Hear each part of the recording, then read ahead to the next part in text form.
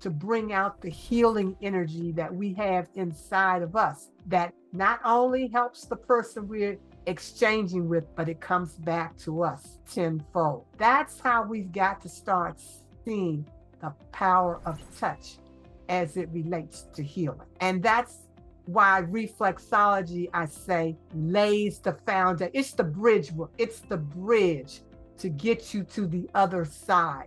It lays the foundation. And because it's so basic and so simplistic, I'm at the stage in my life right now where I see the importance of passing the baton. And I'm going to share this with your listeners.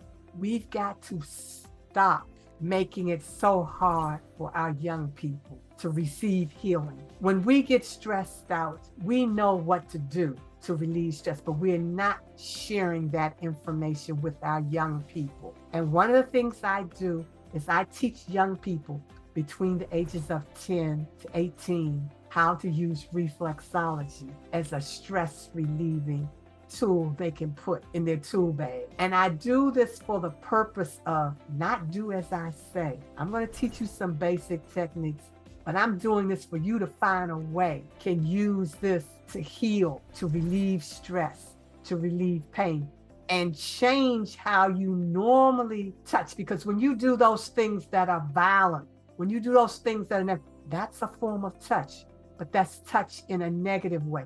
How do we turn it around? And that's what the book is all about, teaching families how to return back to using touch. And the first touch that you have to do is what I always say when it comes to young people, take some time to just listen.